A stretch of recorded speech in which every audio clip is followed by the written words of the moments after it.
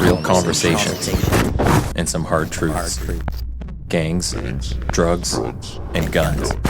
Giving a voice to those willing to sacrifice. We have stories that need to be told. We have lessons that need to be taught.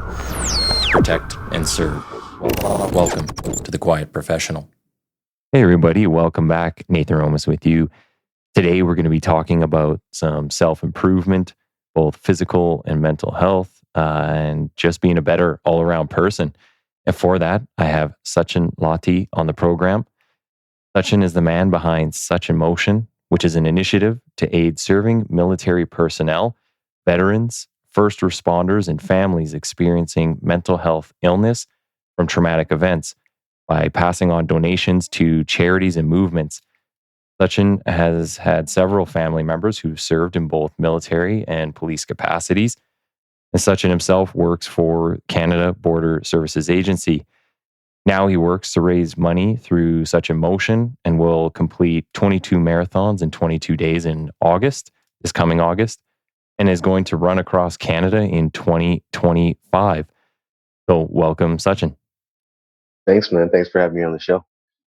I don't know if you keep up with the recent controversies, but maybe we'll get you in a passport if you complete this run across Canada. Hey, man.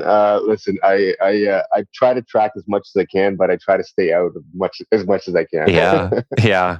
It's a pretty heated debate about all this. Yeah. Well, I just on that, I do value Canadian history, and I do value things that get people to remember who they are and where they come from. So hopefully that can illustrate my thoughts on what's going on. I get you. Maybe we'll start kind of at the beginning. I was listening to a podcast about you. It was the 1033 podcast from just about almost a year ago now. I think it was June of 2022. And you're talking a lot about life and stuff. And I don't know how many times you retold all these stories since then, but maybe we could start at the beginning and just Sure. tell us about you and family and where you come from, so people kind of get a picture leading up to some of the stuff we're going to talk about. For sure, man. And it's crazy. Yeah, that was almost a year ago when I was on 1033 with Nathan. Yeah. And just a quick point.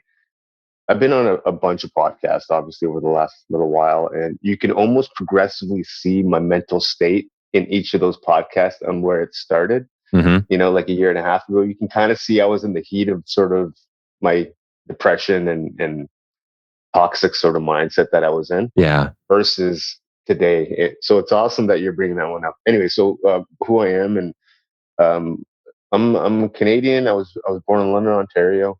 My parents immigrated from England at the time, and before that, my parents were born in India, so they were immigrants. And I have an older brother who was born in England when my parents were living there, and they came to Canada. I was born in London, Ontario, then moved to Toronto area, lived there until I was about 12 or so. And then from there, my dad, he was a professional engineer, so he got transferred to a company in the United States in Dallas, Texas, actually in Richardson, Texas. The company was called Fujitsu. He was what do you call it, an electrical engineer. So we moved down to the Dallas area, and I went to high school there. And that's kind of in a nutshell where I kind of grew up, and some of the experiences that I had in terms of physical activity first started really in Texas. Okay. Oh, and I saw that you started wrestling down there. So maybe you want to talk a bit about that, or what got you into wrestling of all the sports? Yeah. Well, I mean, America has everything. You could be the cornhole champion nowadays. So, especially where I went to school, man. I went to school in Plano Senior High, in the town northeast of Dallas, and it was an affluent neighborhood where people were doing well, and so the environment in the schools were treated similarly, where they had all the bells and whistles and all the sports teams and all the varsity, this, that, and the other. So you could see it. Now, when I moved to Dallas, I started grade 9 there. So after grade 8 in Mississauga area, moved down to Dallas, and that was a massive culture shock for me, man, because I had never been to a state like that before, Mhm. so you have some preconceived notions of what that would be. And when I moved down there, those preconceived notions weren't true or accurate. It was an awesome place, but I wasn't ready for the shift.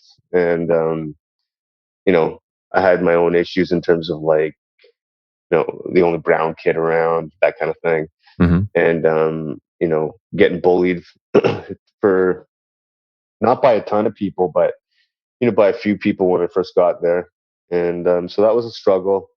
I was fairly isolated, and I'm also just naturally an introvert, so that wasn't really helpful for me to meet new people either. Yeah. So I was super isolated and alone, and didn't really do much. And so my dad was like, "Hey, try some sports." So I tried out for basketball. Never played a day of basketball my entire life. So as you can imagine, going into a suburb of Dallas where basketball is probably pretty popular, even in grade 9, Yeah. and they're doing all these, the tryouts. People are doing whatever, and I'm just like, "What's going on here?"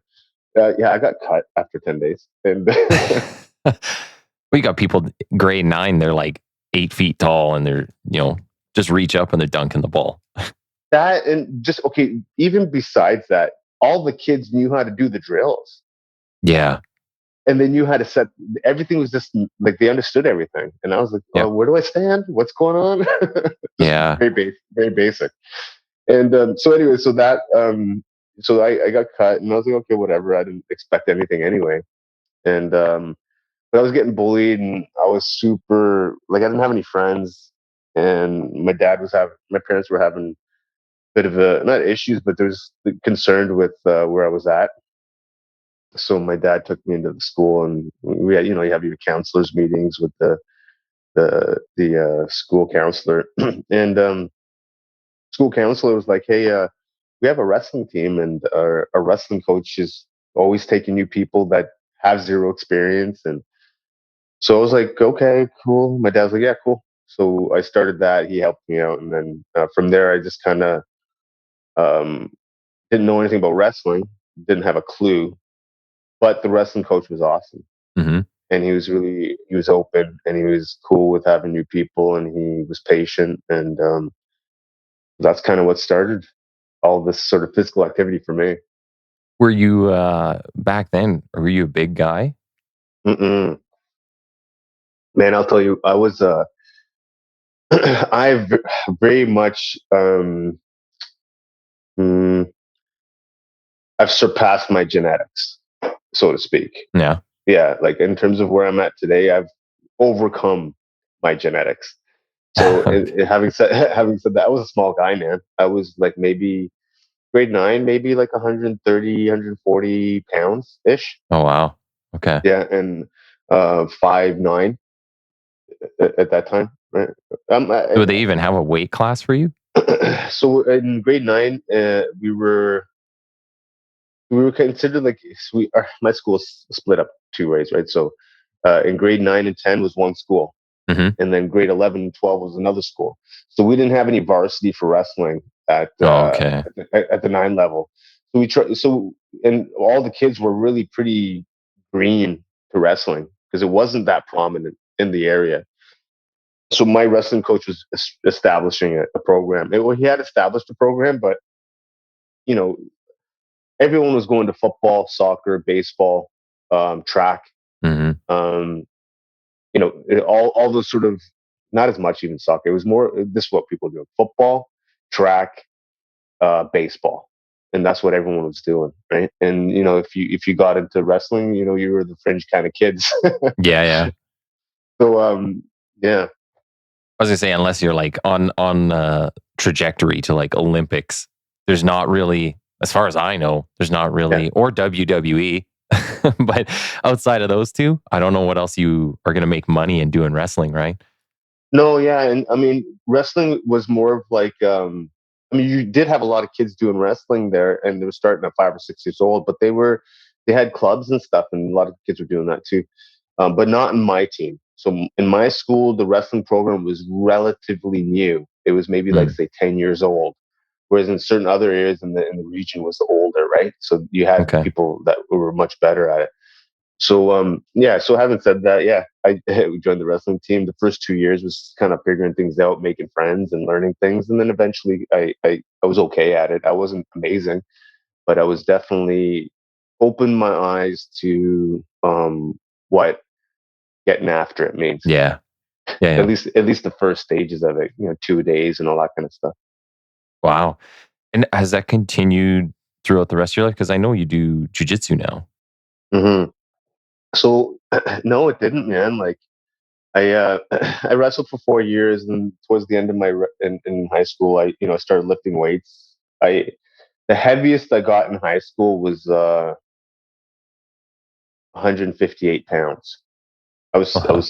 was I was small, man. Yeah. I was skinny, and I was in the 155 weight class division. And so yeah, I started lifting weights and stuff. But then family issues, family financial issues. A lot of things started happening with my parents in terms of like employment and business and things of that nature, where things became a lot more stressful, and Hmm. the access to fitness was not actually happening. Okay. So there was a period of time where I could work out at all or train at all, and I was pretty much after high school, like from like 18, 19. I was bumming around, just partying, just kind of having a good time with my friends that I had made through high school, and that lasted for a few years.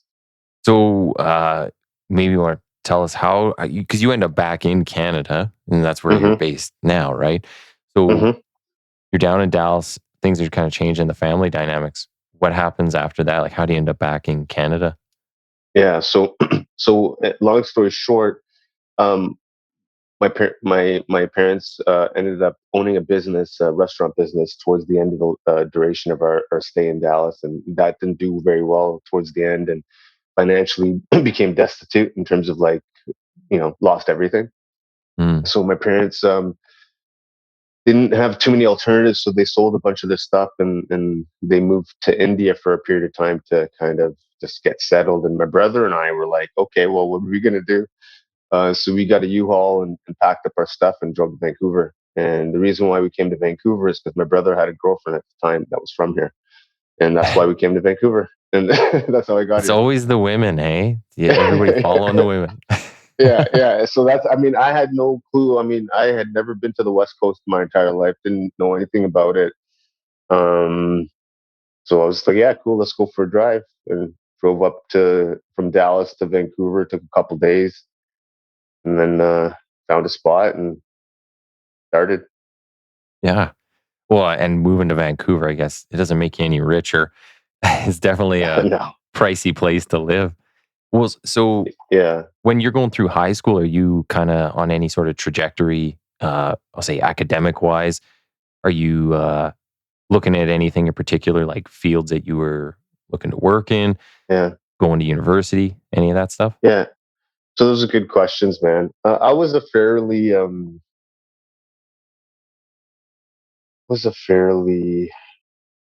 lost kind of kid. I didn't really know what direction to go in my life. I, I grew up in an Indo-Canadian family household with immigrant parents, so my parents were not as strict as some, but they were more strict than others. Hmm. So in terms of like having a future plan, I didn't have any, and that was a bit of an issue. And I didn't know what, honestly, I didn't know what I wanted to do. And so I just kind of did what I was told, and, Mm, or what was suggested. And at the time, in high school, I didn't know which direction to go. I didn't know what career I wanted to go in. After I graduated, I applied to go to University of Texas at Dallas, and so UTD. I went there for my first year just because it was local, but I had no idea what to study. It was just like all business type of classes, like what I thought I should probably take. and I flailed at all of them, for a few reasons. One, because I just didn't really have that much care for it. Yeah. Number one, number two, like everything around me was all upside down in terms of like stability wise. So Hmm. I couldn't, even if I wanted to sit down and focus and study, it was very hard for me because Yeah. I had no stable environment to do that in, and there was a turmoil at home in terms of, you know, not safety, but like just calm. It wasn't there, Yeah. and so I can, you know, it was a futile attempt. I probably shouldn't have wasted that money. To be honest, it was an entire waste of money because I didn't do anything with it. And Sounds like a constant pressure, like the way you describe being the home environment is. Yeah, it's not necessarily safety, but it's like there's just always this uh, hard expectation, and if you're not living up to it, you're letting people down or you're failing people, whether you are or not. It's just the mindset, right? And you're always worried about it. 100%, man. I felt like a failure for a lot of times because, okay, so my dad is very prominent in my life. I love him very much, um, and I love my mom very much. And my dad made a lot of he made a success for the most part of his life from nothing, right? And he left India at the age of 19. Mm, You know, he struggled, he grinded, he got an education in England, he got his master's degree in England, like all these types of things, you know, where he worked hard and made a success with the limited things that he was given.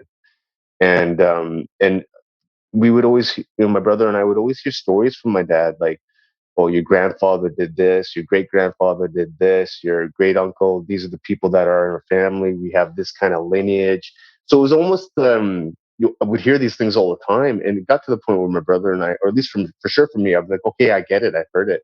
Like, I know I get it. hmm But it was instilled so much in our heads that um, it was almost natural to feel like a loser because I wasn't achieving anything at that time. I was achieving nothing. Yeah. And for a lot of period of time, I felt like a loser. Yeah, for sure.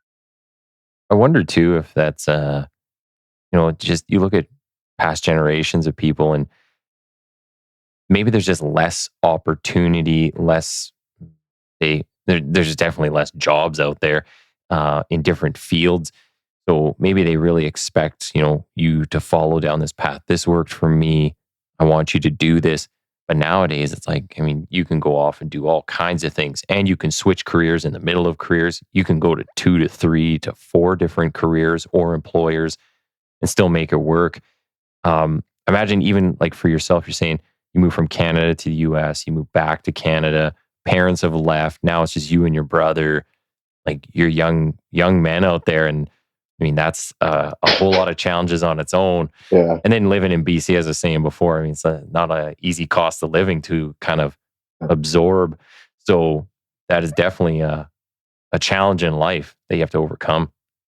No, for sure, man. It was definitely a challenge. And I mean, I didn't know it was a challenge, but at the time, reflecting back on it, obviously it's a challenge. Um, and it was a very hard one to overcome for both myself and my brother, for sure. Um, you know, we just got basic jobs when we got up here, just kind of worked and slowly through that process. Actually, I mean, I didn't even begin a process until I was about, ooh, 26, 27. Yeah. Like it was only then I really started put things together a little bit to kind of move in a trajectory that I find myself on now. Okay. Well, one thing I was going to ask was I saw that you guys had your brother and you both did music. Yeah. Yeah. So Can you tell us about that a bit? Because I think for sure. if people look into you and like look at your website and stuff, man, you got a lot of different angles to your life. So Yeah, I'm wondering about this music stuff. Can you talk a bit about that? for sure. Absolutely, man. So my brother's been in the music. My brother is, I'm 45. So my brother's 48. He's 3 years older than me. And he's been doing music stuff since he was 16, 15, 16. And so my brother really okay. So I grew up in a musical type of household. Mm. My dad would have music on all the time, and it was not. It was all like Indian types of music, right? Um, Okay. Various different genres of the Indian subcontinent, and I grew up listening to that. My brother grew up listening to all that kind of music, and I loved it, and I still do. And my brother really gravitated towards it, and he really wanted. He had a passion for music, and but he never really picked up any instruments. Mm. Right? He would ask my parents to, "Hey, I want to learn this, I want that," and they would not really indulge it too much. And so my brother just started DJing then, trying to figure out how to DJ, how to cut turntables and things like that. And so he really got good at that, and he started DJing various different gigs at 16, 17, 18 years old, various clubs and stuff. And my parents weren't really fond of that. They're like, what Mm. are you trying to do here? So it was really counterculture kind of stuff, where like, hey, Like it's a nice hobby. yeah, well, not even that, man. My dad Really? was like, who are you trying to be? You trying to be some musician? Let's hit the books, do Yeah. something, with your Okay. life, right? That kind of thing. And but anyway, so my brother got into that and really got into it, and he eventually got to a point where he was doing well. He was doing various different gigs, but then he also was really into like music production and trying to figure out how to do that. So he basically taught himself how to do music production, how to do DJing, all that kind of stuff. And when he first went to university, he went to University of Western Ontario. And when he went there, he cut his first album, and and just like a mixtape kind of thing, you Hmm. know. And that's so he would eventually start building that up. He'd make a bunch of cassette tapes, go to various different towns, sell them, and he would eventually build a name through that. And over a period of time, he created a fairly big following. And anybody who knows anything about that type of genre of music will know who my brother is. He's actually quite. He made a name for himself. He signed with a record label in the UK. He moved to England for a number of years, and he did a lot of production work for a company out there. He used to Wow. tour around. He used to work for the BBC Asian Network. He used to be a radio host. He used to do all these types of things. And he became fairly famous in that field. He went to Bollywood. He did a few songs for a few movies. And I was kind of in that sort of sphere with him for a period of time when he was really cutting albums in England. He was super prolific in how much he was cutting and how much music he was doing for a bunch of other people too. And I had just joined, joined the military at the time. I was I went through basic training, and then I went to RMC.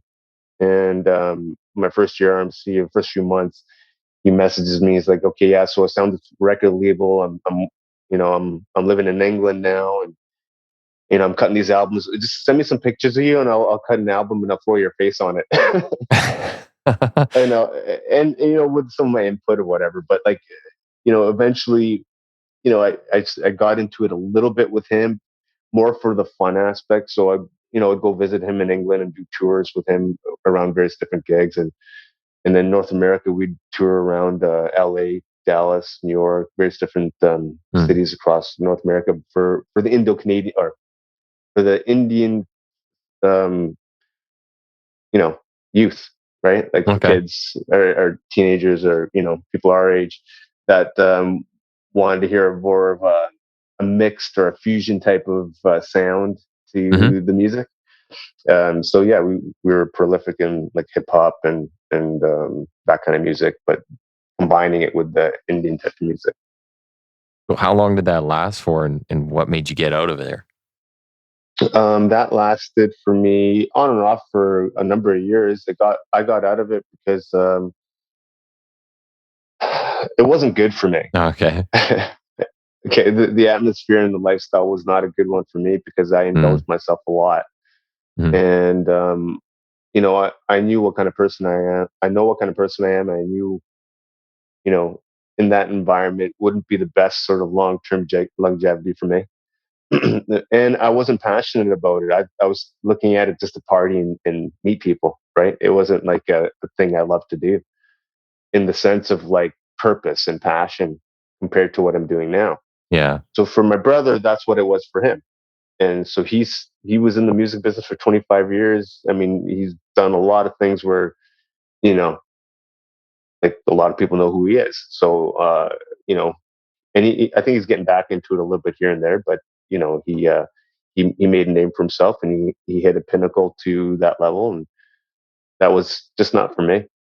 Well, it's good that you can recognize that while you're in it too, or at least keep your head about yourself, because uh, we deal with, like, at my job, we deal with a lot of guys who make a lot of money and basically travel the world and get into all kinds of things.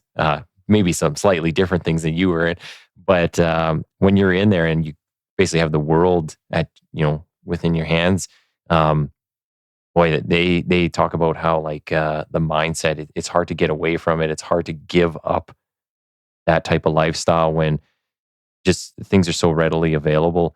Um, One thing I was going to ask here, because you brought it up, was the military aspect. So you said you went and did basic training, and then you went off to do the music uh, here and there. So did you just do basic, and then did you do anything further on the military side of things? So yeah, I was. So how did that happen? um, I was doing nothing with my life. I was around 20, 21, 22. I was bumming around. I think I was working at Blockbuster Video. You know, I was just doing nothing, right? And my dad was extremely disappointed in the person that I was at the time. Mm, And for me, that didn't feel good, and I didn't like that.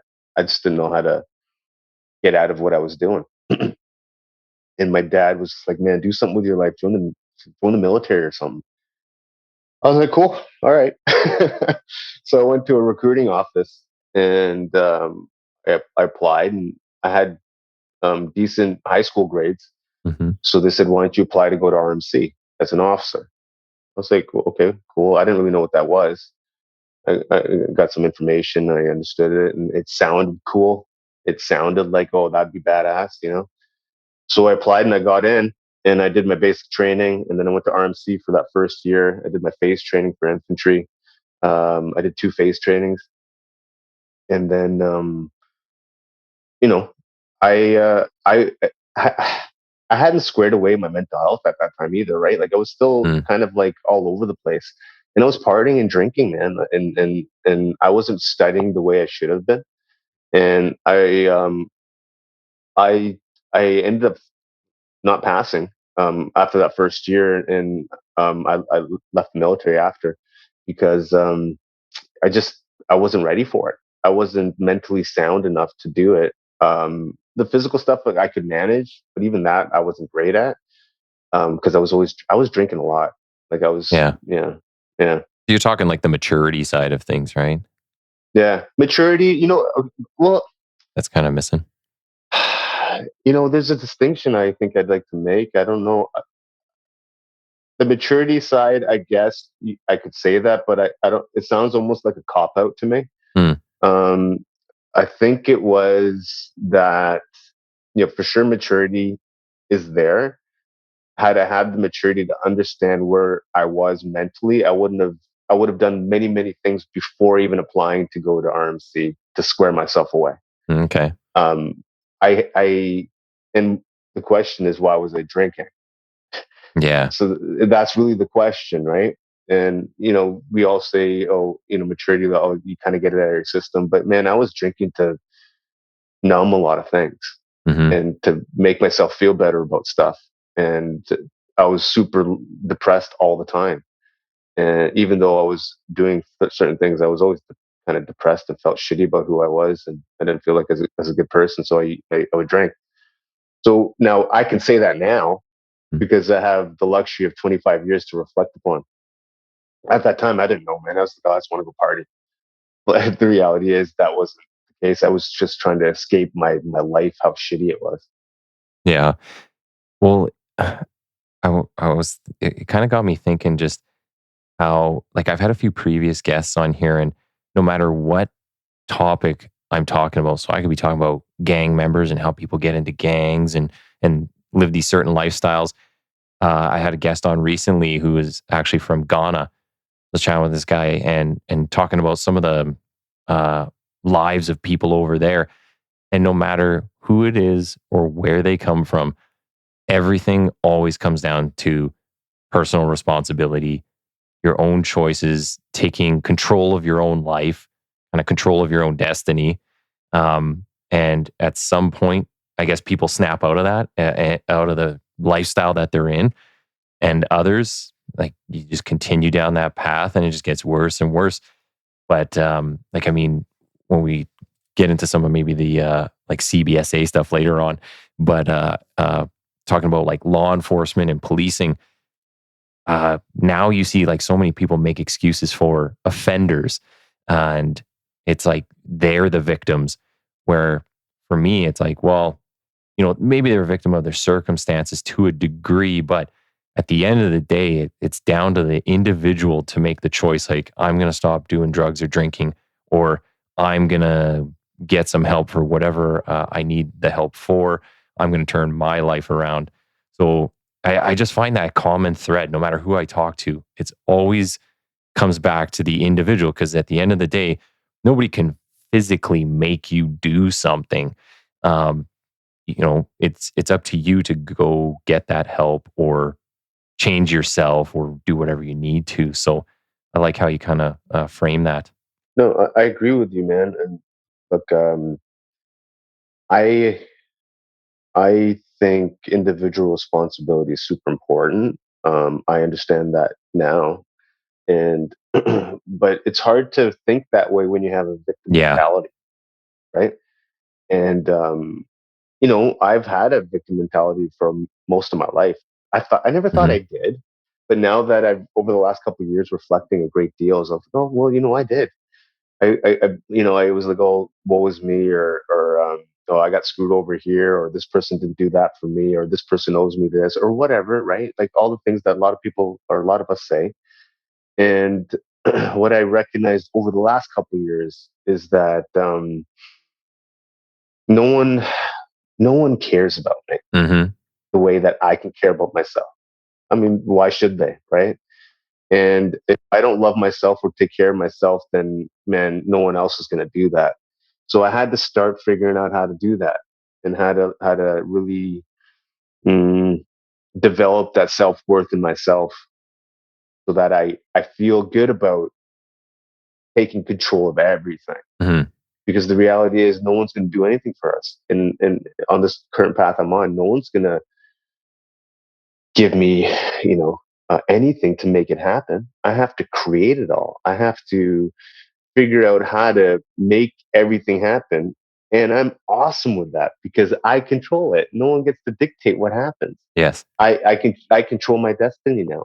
And it's I'm thankful and I have so much gratitude that at the age of 45 I can realize it now, that we all can create our reality, and we all can create what we envision.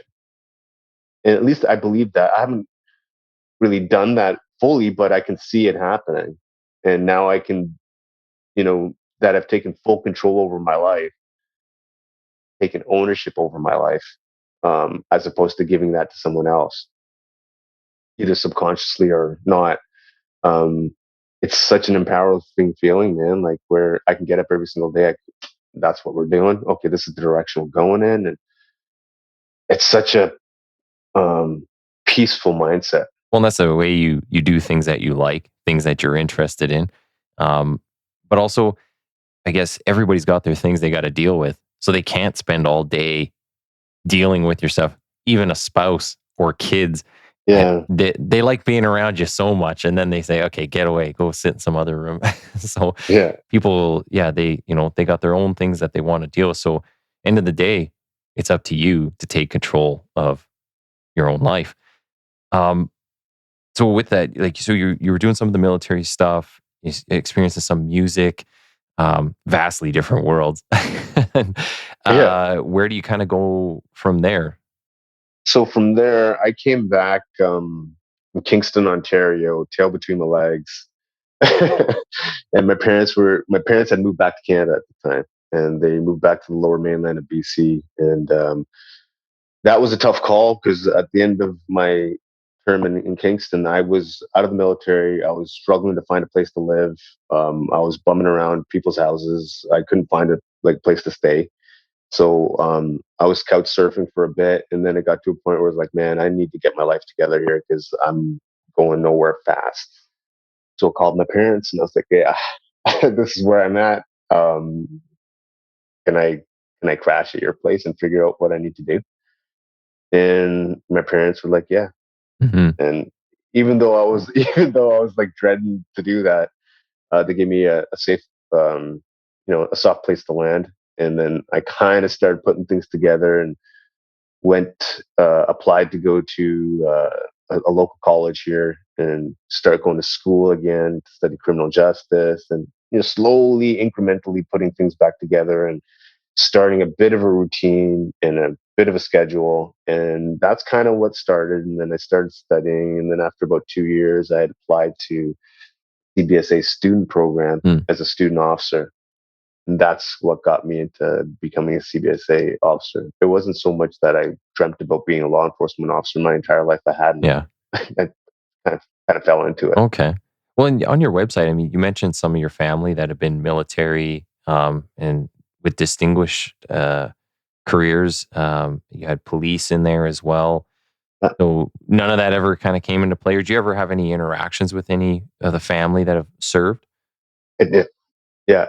So my grandfather, my dad's father, was a police officer, equivalent to like a chief of police for a region of like the size of the Vancouver area. Okay. So it was, he was up there, and he received various medals for his work. So, but I never really talked to him about that because he was like, he lived in Mm. India, right? And Mm-hmm. so for me to have these conversations never really happened. But I saw his pictures, I saw his medals. I have his medals actually here that I still have to get them cleaned up and polished. I'm probably put them up somewhere at my place. But Mm-hmm. but my dad talked a lot about his grandfather and how he was instrumental in creating or almost kind of setting up the entire family for success in the sense of like what he did from a military perspective, what he did from a business perspective, how he served the community, um, and how also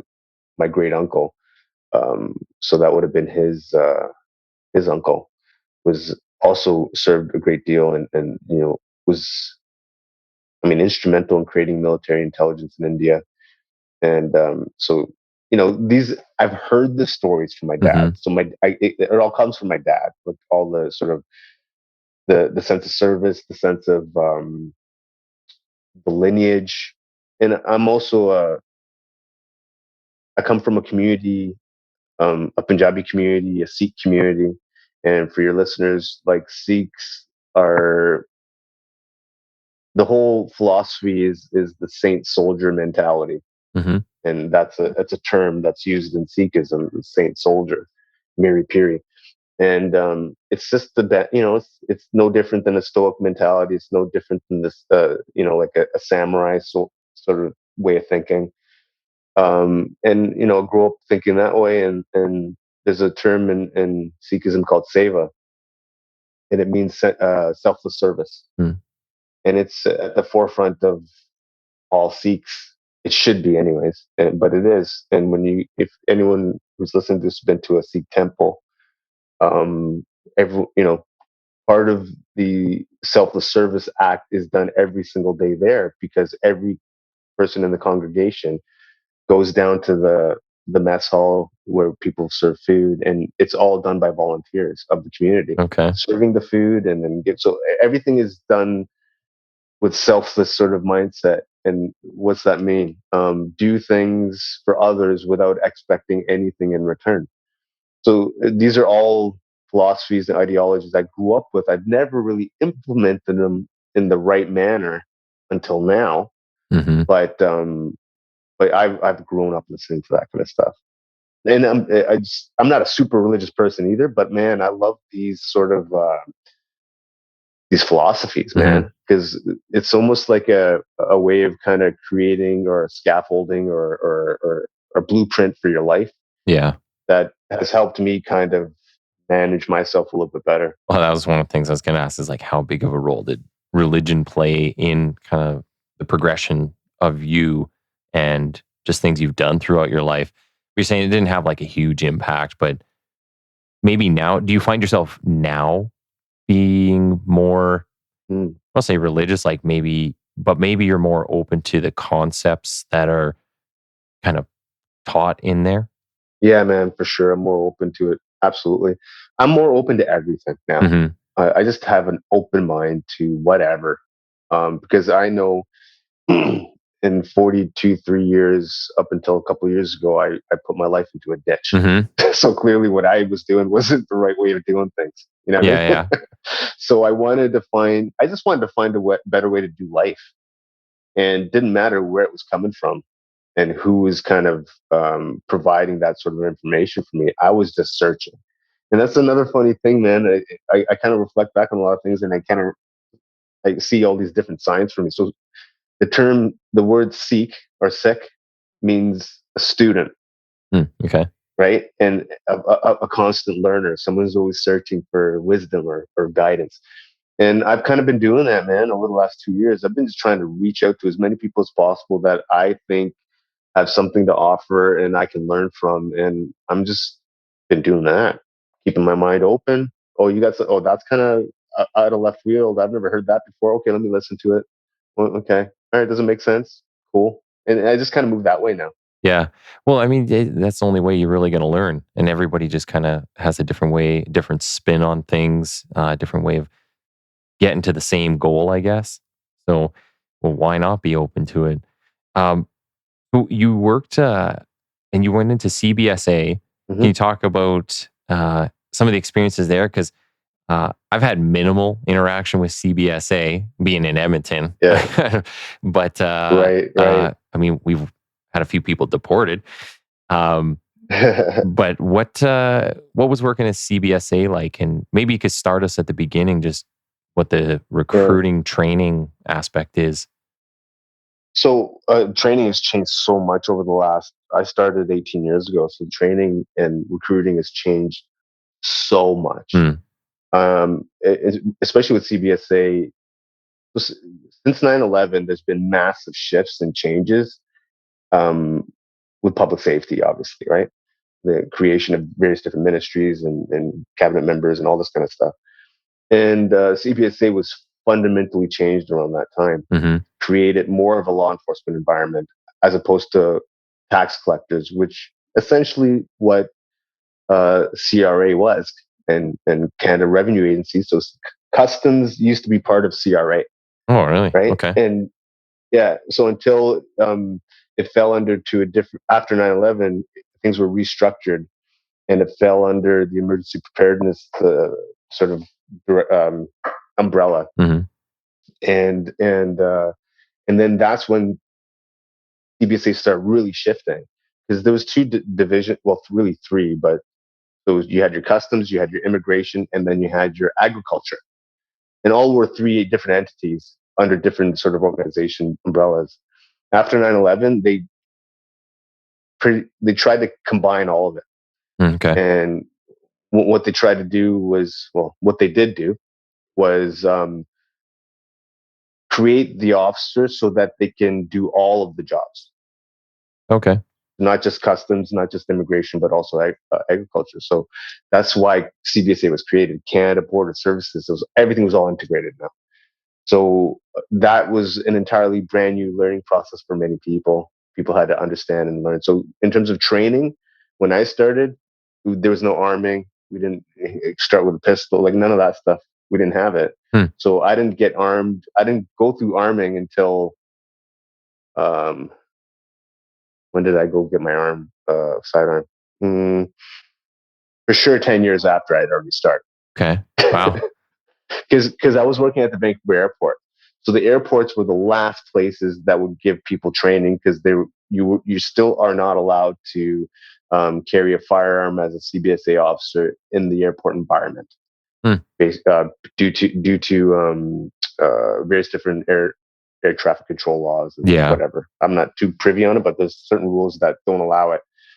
So So what they try to do is they try to uh, have all the land border officers armed beforehand, and that took a period of a few years, and then eventually the airport staff would get the training for it. So yeah, lots of changes. So when I went in 2007. It was a 13-week program just outside of Montreal in a town called Rigaud. And yeah, man, it was cool. I mean, look, the experience is just like any other federal agency or law enforcement agency. There's growing pains and there's things that aren't perfect because it's the second largest law enforcement agency or organization in Canada after the RCMP. Yeah. And so it's huge, and so you're going to have those issues related to um, such an organization. Now, for me, was a good experience for sure, man. I experienced things that I never thought in a million years I would.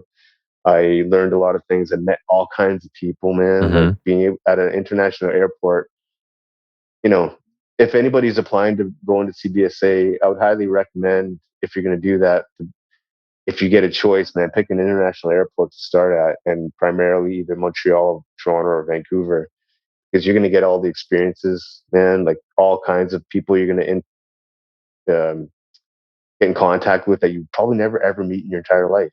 Did you get to? Do they do like a staffing interview? Because I remember, like, I went through Depot initially before coming to the Edmonton Police, and you have your staffing interview, so they kind of give you your provinces that are open. And then once they tell you where you're going there, then they give you the list. I think so.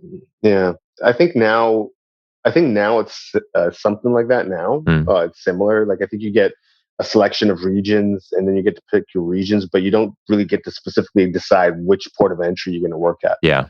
So you can pick a region, or you can elect to be at a small port, do that for a couple of years, and then get to pick where you want to go after. Okay. So there are options and flexibility there. And I think it's an amazing opportunity for someone who's, younger, who has never seen the country. And, same with the RCMP, man. It's awesome opportunities for young people to be able to travel across the country, see all kinds of different types of people. Yeah.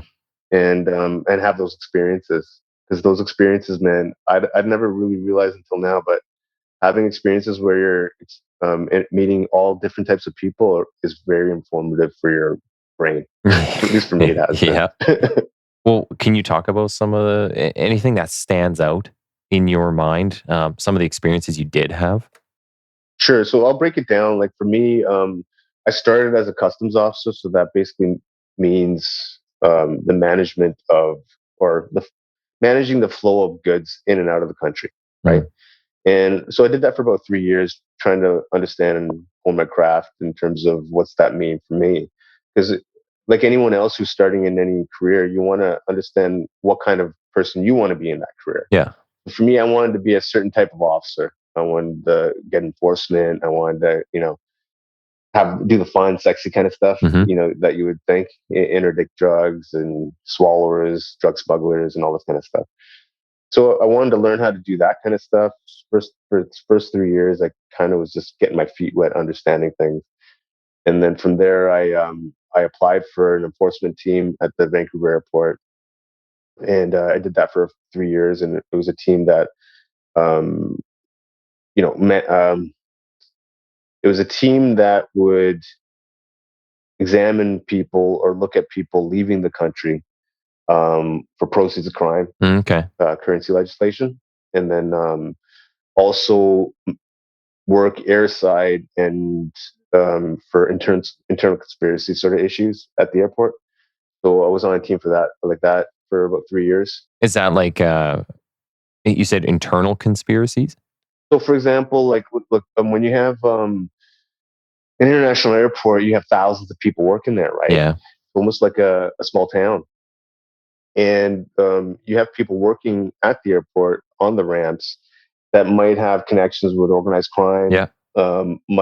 Might be involved or might be some issues with those individuals. So we would be monitoring them from time to time, or examining planes and people on the flights, including pilots and flight attendants. And so we were we were doing more of the enforcement arm of what we were designed to do at the Vancouver airport. Okay, cool. Yeah. What kind of experiences you have with that? Like anything standing out from those? So like, yeah, I mean, there's always so for me as a CBSA officer, what I always wanted to be involved with was exams that were, that were kind of cool, that you may not have heard of, or you may not think that that's what we do, but um, any sort of interdiction that's happening from a drug perspective happens with CBSA first, and then RCMP gets involved. Okay. Because they're not there at first. They're not there first, right? So, for example, um, you may get intel from time to time saying that there's a smuggler coming in or leaving the country, might have a false-sided suitcase, and you make it, and that intel is coming from our organization. Mm-hmm. It's not coming from it's from CBSA intel, and so we would action those things from time to time, and then interdict, let's say 10, 20 kilos of whatever narcotic based on the intel that we've gotten. And we would not only interdict that, but then now we're also gathering further intel for our intel, and then also so they can pass that on to local policing agencies so that they can have a better understanding of which organizations are doing what, where, and how. Yeah. And yeah, so I mean, like specific details, I'm not going to give that, but like you can understand that over a period of so many years, you're going to see all kinds of types of people and all kinds of concealment methods when it comes to narcotics. Yeah. And how they're being concealed, i.e., people swallowing them and keeping them in their belly, how to process or how to interview or question someone who's that type of individual and understand that process. Because for me, that's cool stuff. For me, that was like, oh, I want to understand behavior. I want to understand why is that person doing that, and then figure out how to get them to tell me why they're doing that. So for me, it was more of a game for me, trying to kind of understand that. And so that's what I enjoyed. Yeah. Some of the people have really interesting life stories, and when you get into it with them, they'll tell you all kinds of things that you just think like, holy shit, man, you are in this world now. Yeah. What I always find the most interesting about some of the people involved in the organized crime stuff is some of the people that like you would least suspect to be involved, and then all of a sudden they're just muling drugs, and they've got no criminal record. They got from their story a good home, and you're like, boy, you went from 0 to 100. Like now you got bricks on you, or you're carrying guns, or something. It's like, yeah, it's quite the life. Well, the reality is they're skipping out on telling you the very specifics. There's always a reason why someone's doing that, and generally the reason is desperation. Right? They've messed up their life to a certain degree that they don't know how to get out of the ditch that they created. And one of the solutions for them is, I need money, and how am I going to get money? And if it's a female, it's either you're down and out. Either you're a prostitute, or you're going to be a smuggler. Or now you got to also think now from a drug dealer or drug organization's perspective, what kind of people are you going to use now? Yeah, to smuggle your stuff. You don't want to be high targets, right? Because now you got people like me that are looking for those types of people, and you don't want to have people that are going to be, very obvious. So now, what type of people are you trying to recruit to do these gigs for you? And then, man, like, and when it comes to organized crime, there's no level to which they're not going to try to recruit somebody based upon what their needs are. So it's very, it's not what you would think. A lot of people, it's all kinds of people, man, that are in this sort of world. It just takes some time to source them for some people. Yeah. And once they're sourced and they see the money coming in, or the risks, it's a risk reward thing for them, right? Here, you're going to get a couple K, 3K, then we're going to pay for your trip to wherever. Have a good time, pick this up and come back. Some people don't think it's a big deal, and they do it. Right? Yeah. And some people think, oh, you know what, it's worth the risk because our laws in Canada. What's the worst that's going to happen? So Yeah. I mean, but that's a conversation a lot of these people have, Yeah. right? Now, if you do the same thing and going into the States or another country, maybe they're going to think about it a little bit more seriously. But if they're coming into Canada, if they even get interdicted, the odds of them getting charged might not be that high compared to another country. Yeah. So they're playing those odds as well, right? So How I guess how in depth do you get to go on an investigation? Because you said that you end up handing it off to the RCMP. So are your investigations generally like one shift, or can they extend, a few weeks? Like, can you get real in depth with things?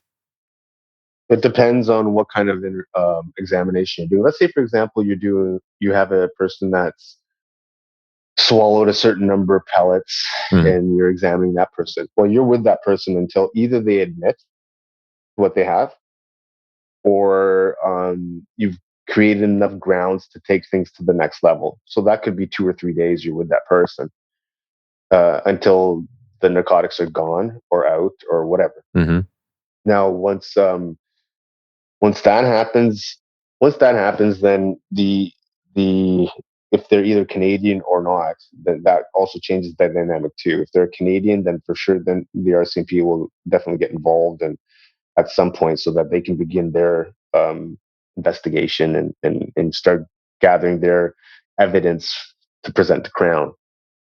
But a lot of their evidence will be coming from CBSA, and then it gets transferred over. Well, all of the evidence comes from CBSA mm. because then we document it, we notate it, we get it all, and then we just transfer it to them, and then they take care of control. But yeah, I'm not sure if I answered your question. I lost my train of thought. So Yeah, no, I think you kind of got it there. So it's just talking about how in depth you can actually get mhm. as a CBSA officer. But I imagine you guys get called to court then because you're handling evidence. Yeah, yeah, It would be no different than the police side of things. no, yeah. So I've been called to court multiple times, and yeah, and also like let's say for example, the RCMP doesn't want to charge. Well, our intel and our organization can charge then too. Mm, okay. That'll so based upon certain things, then we can do charges. And we also, I mean, CBSA enforces or has can enforce over 170 acts of Yeah. parliament, right? So there's a ton of different pieces of legislation that we can look at that we can charge people with. Yeah. And Customs Act has multiple pieces of legislation. Immigration Refugee Protection Act has multiple pieces of legislation that we can use. So I mean, there's always something that we can kind of look at to ensure that people are motivated not to commit the act again. Is there any and kind of maybe going back a little bit talking about the mental health stuff, is there any stuff that as you're going through your career with CBSA, because you're at 18 years, 19 years, 18. um 18. So is there stuff you see, and I'm kind of thinking of my own job when I'm talking about this, but stuff that you see that um or deal with that really gets to you? Have you ever had those experiences where you're like, holy shit, like this, or maybe you're not going to charge and you're like, okay, like how are we not charging this person, or stuff that kind of maybe sets you off? Yeah, I mean, look, there's always so in terms of like something that really traumatized me that I've seen, not so much. Like not really like from that perspective. Like Mm, oh, I've seen images that might have traumatized me. Um, I've seen a lot of things. Now, if I reflect back, there's a lot of things that would probably traumatize people. yeah. Now, having said that, have I built up a wall over a period of time? I'm sure I probably have. And I think, if I was brand new, green, looking at some of the things that I've seen, yeah, probably would have affected me. Mm, But fortunately for me, I didn't see a lot of that stuff until after a few years of kind of building up a wall. mm, And what really kind of did affect me though is because I early on, when I started taking on immigration roles where I would remove people from the country. And, sometimes removing people from the country, sometimes that bothered me, man, Yeah. to be honest. Yeah. When, let's say you have someone coming here, they're not a bad person, right?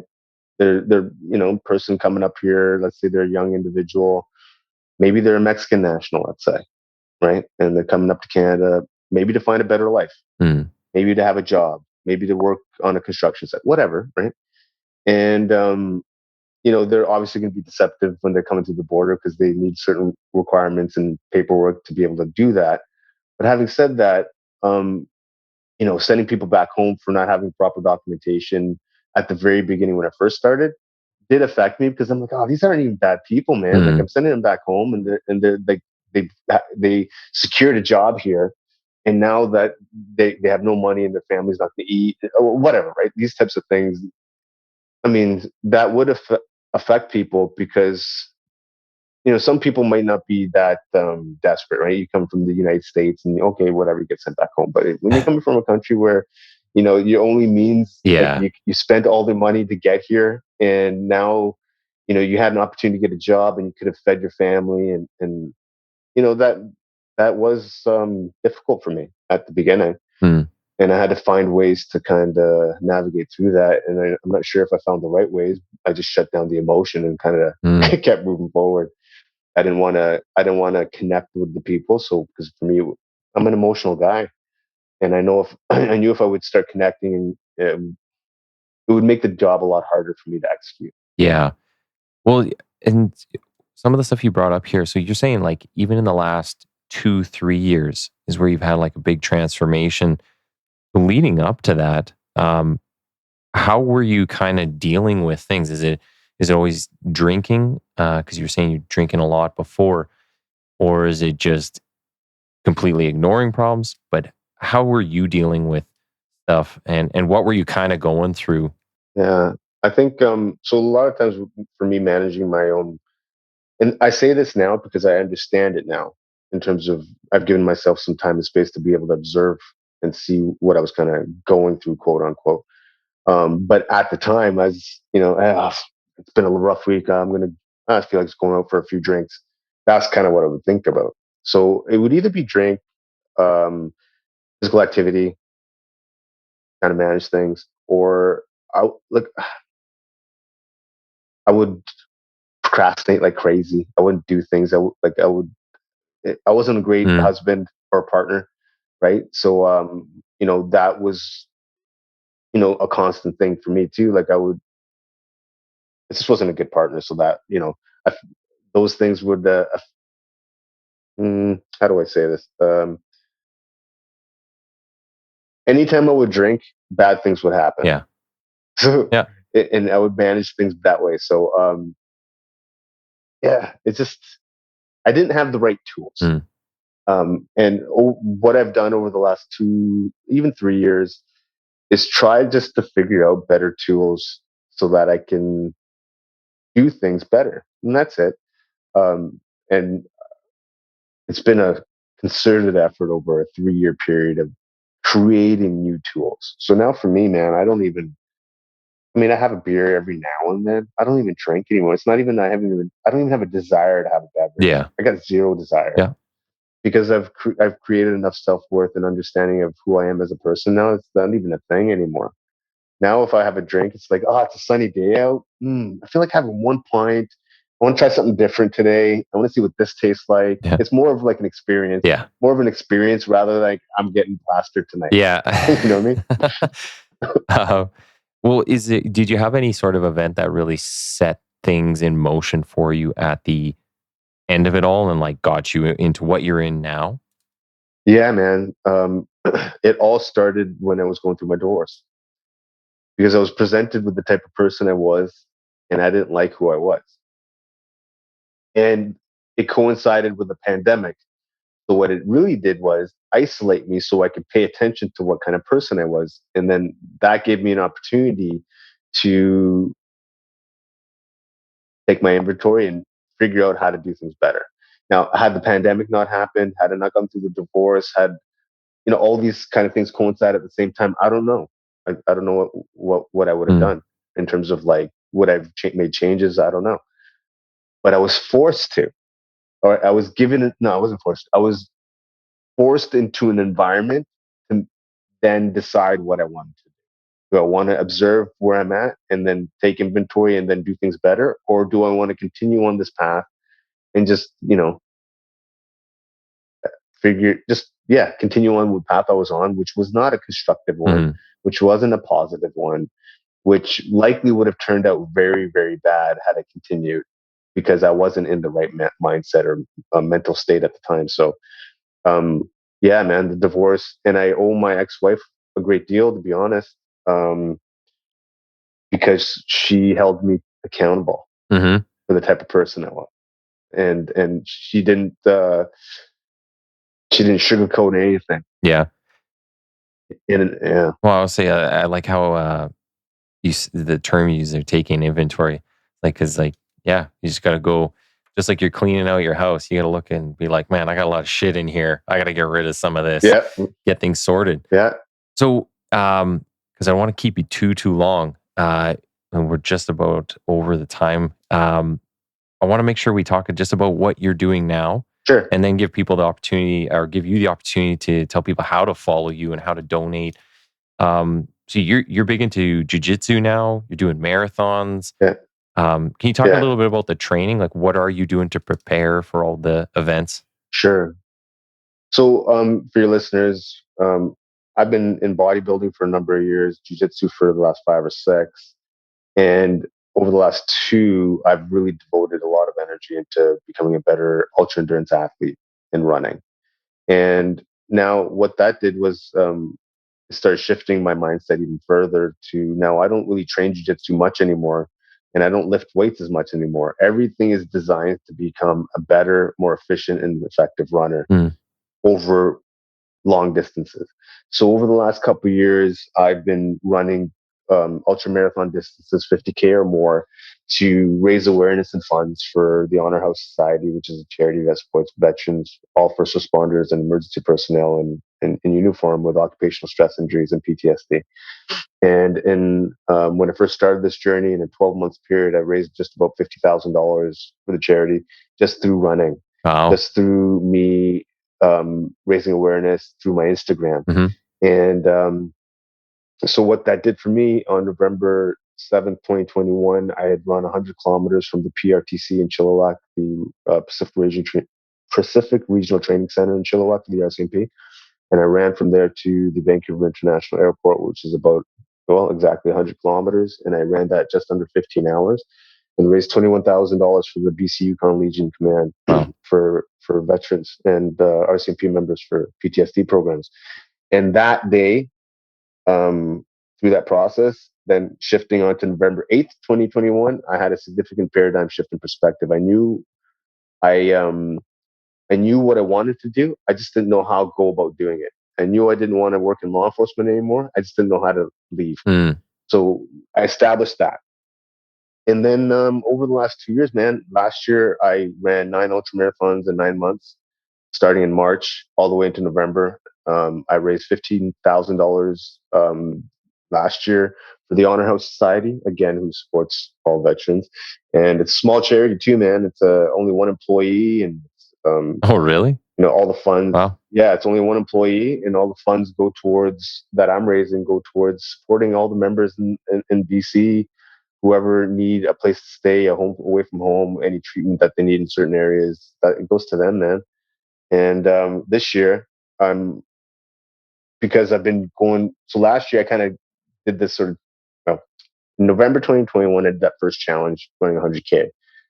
And then that kind of set me up for last year to do all those 9 ultras. And those 9 ultras were basically a learning process for me to travel around, meet new people, understand this new world that I'm in, because I had no clue what I was doing. Mm-hmm. I still kind of don't, but I know a bit more than I did last year. And so I did all that, and it helped my body to understand that, okay, what other changes I need to do. So this year I've made all the changes in terms of like, you know, not lift. All my recovery time is for running. And then I've created a team around me to help me execute against this. So strength conditioning coach, kinesiologist, run coach, all these types of people to help me figure out how to run 22 marathons in 22 days in August. And so really I've been training since January to progressively increase and improve my body so that I can manage that. And why am I doing the 22 marathons? Obviously to raise the awareness for our members with mental health issues. And why 22? Well, the study in 2011 in the United States was done that shows that 22 veterans a day commit suicide, and statistically that's the number. And I suspect that number is a lot higher if you were to incorporate first responders and emergency personnel and Canada into that study. Yeah.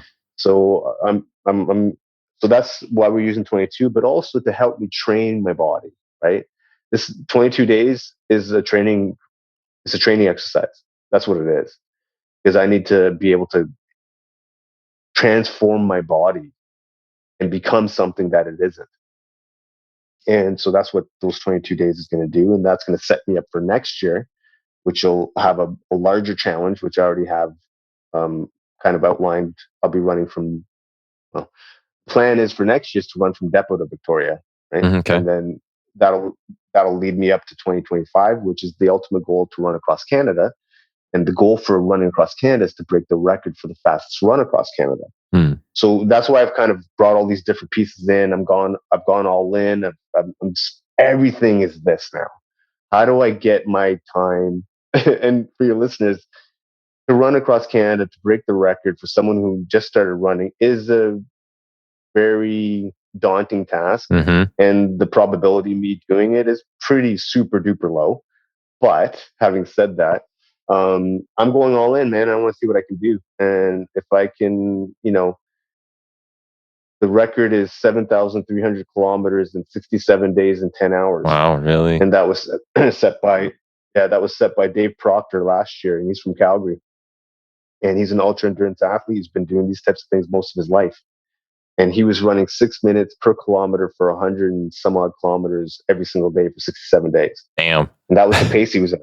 So now for me to break that record, I have to run about 108 kilometers every single day for 66 days. And so that's, training takes a few years to do that. So can I do that? I don't know. Am I going to try and put all my energy into figuring out how to do it? Yes. Will I break the record? Again, I don't know. Will I get close? I think so. I think I'll be able to for sure get anywhere from 80. Like right now, I know within 2 more years of training, I can definitely get to 80 or 100 kilometers every single day. Yeah. I can get there. And man, that is a win for me because 2.5 years ago, I could barely run 5. And today, in just 2 years of, putting the right foot forward and moving in a direction that I feel is righteous and that is meant to help others and is for a purpose greater than myself, I think, going from not running at all at the age of 40 something and having not ran since high school, going from that to running, I can run just about 50K every single day now, if you give me the time to do it. So in August, running 22 marathons in 22 days, man, I'm excited to do that. Yeah. Because I want to see what I'm capable of. I want to see if I can actually execute against it. And I want to see if I get injured. I want to see if I can overcome those things.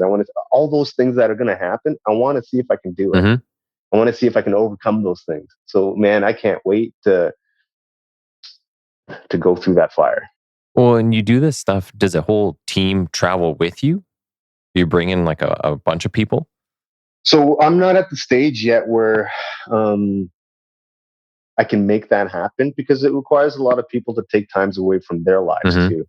And a lot of the people that are helping me, they're doing it all voluntarily. I'm not paying anyone for anything because I don't have the funds to do it. And not that I don't want to pay everyone. Once I get into a position where I can, man, yeah, for sure that's going to happen. But these are all amazing people, all people that are around me over the last couple of years that have kind of gravitated towards me based upon what we're doing. And they're all devoting their own personal time. So if they're able to come and join me for that, cool. If they're not, that's cool too, man. I'm framing it in my mind that I'm going to take my car with a tent and I'm going to get it. I'm going to make it happen. Yeah. That's worst case scenario. I've already framed it worst case scenario. So I'm not framing it best case scenario. Best case scenario is I got an RV, I got 2 or 3 people with me and making it happen. And that's kind of what I'm gearing to make happen. But if that doesn't happen, I have to drive my own car and I have to tent up every day. Cool. Yeah. Let's go. Yeah. That's awesome. Yeah. Well, and so what made you pick the run across Canada? You're saying what made you choose 22 marathons, the run across Canada, just personal goal? Yeah. So no, to answer that question, the what got me to the cross Canada thing, right? So as you can imagine, this has been a long path and journey, and a lot of it's been with individual reflection over the last 3-4 years and testing myself multiple times over that time to get me to where I'm at. And so in about in 2021, for months and months and months before I had run that first 100 kilometers, I was just trying to figure out how to run better. I was training myself the whole entire time that first year on how to just run more. And so how was I doing that, man? I was listening to tons of different podcasts. I was listening to different types of people who were doing different types of things. And I came across Cameron Haynes. And Cameron Haynes is an ultra endurance athlete. He's a bow hunter from the United States. He's in his 50s. And I heard him on Joe Rogan's podcast over 2 years ago. And he was on that podcast talking about how he trains for an ultra marathon he does. And he runs 100 milers or 200 milers, 250 milers. And I was listening to him, and at the time he was working full time. So he would say he would run a marathon a day every single day while he was working. So he'd run 21 in the morning and 21 after work. Jeez. and he would, that would be his training grounds. Yeah. Right. And I was like, man, I heard that and that was it. I was like, what? I was like, oh, I didn't know that was a thing. Yeah. I didn't know that was like people do that. Right. And it put it on the radar for me. I was like, oh, I want to do that. How do I do that? And I'm just that guy who just hears cool ass things and wants to be able to figure out how to do them.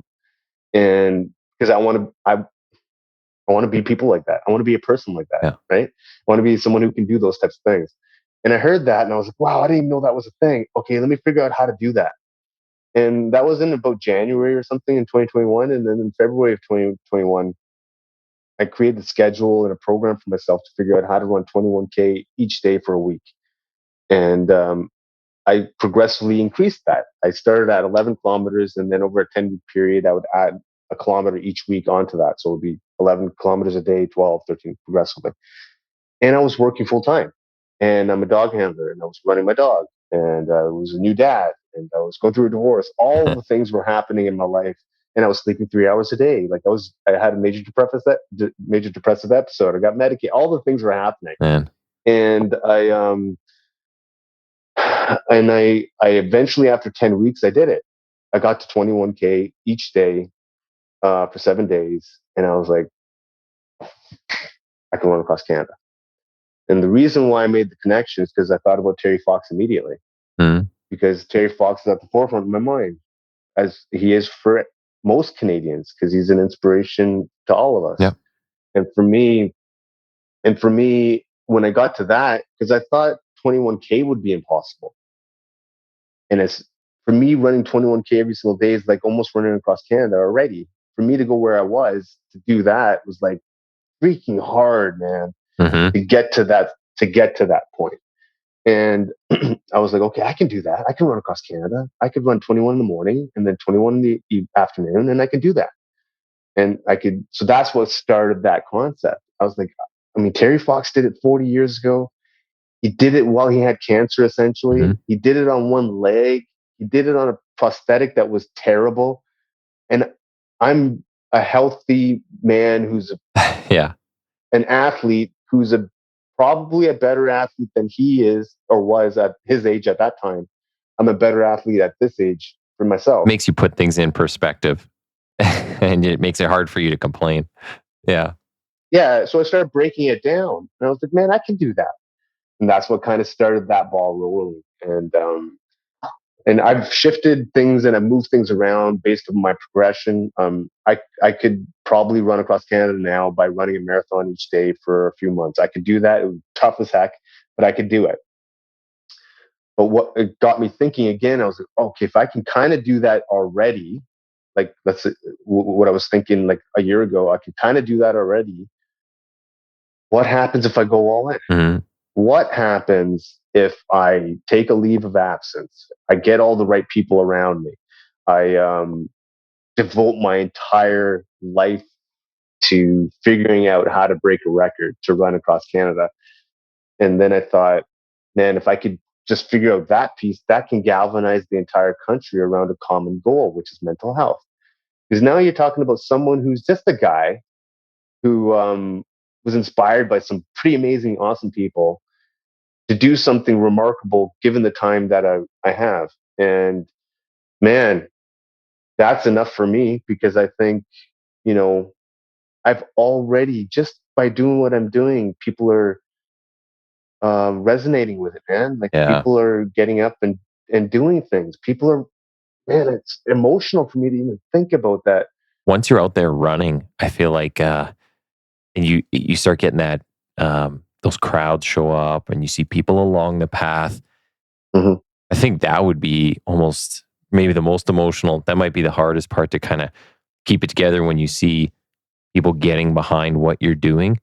And I mean, if you can provide let's say a rallying point for the country especially in today's world where a lot of things are so divisive and everybody's screaming and shouting about everything. We do need something like that. We need something like that.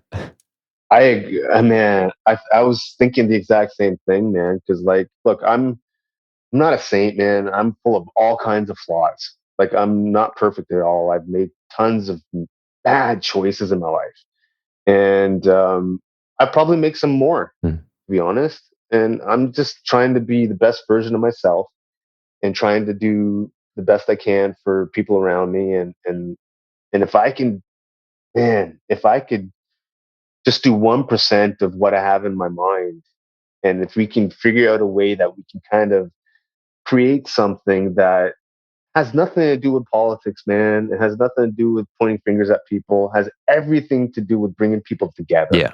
Has everything to do with love and compassion, and you know, doing better for yourself and for everyone around you. Man, it doesn't get any better than that, man. And for me, that's just I honestly feel blessed. Like I some days I think about where I was a year ago, and I can't imagine where I am now. And then sometimes I think about where it could be in a year, and I try not to think that much too much because I don't want to get ahead of myself because I don't know what will happen. But what I do know is that people are being affected and people are resonating with what I'm trying to do, and it's having a positive impact by by the people around me, and that's good enough for me to keep moving forward. Awesome. Well, and I think that kind of brings us back to what we were talking about at the beginning, just taking control, taking responsibility, and you realize it's up to you to make things happen, and you're doing that. So that's awesome. I think it's a good place to wrap. I want to make sure you get a chance to say how people can follow you, where to find Sure. you in your work. Sure, man. I pretty much have all the platforms. I'm on Instagram, so hopefully in the show notes we'll have all that Yeah. information. I have Instagram. I have a website, suchinmotion.ca. All the information of who I am, what I'm trying to do, is on the website. I also have a YouTube channel, Such in Motion. And for me, the ultimate vision is YouTube over the next 10 years to build that platform to a substantial kind of platform that um, inspires, motivates, and educates people over a period of time. And I want to use the money that comes from that or is generated from that to reinvest back in the community, give to Honor House, give to various different organizations that may need it in Canada. And that's the vision, man. YouTube, grow that platform, and just keep driving forward every single day with a positive message. That's it. Good stuff. Well, I want to say thanks for coming on. Hang on the line for 2 seconds. I'll say bye offline. Yeah, But man. yeah, it was Sure. great to have you on here. Pleasure's all mine, bro.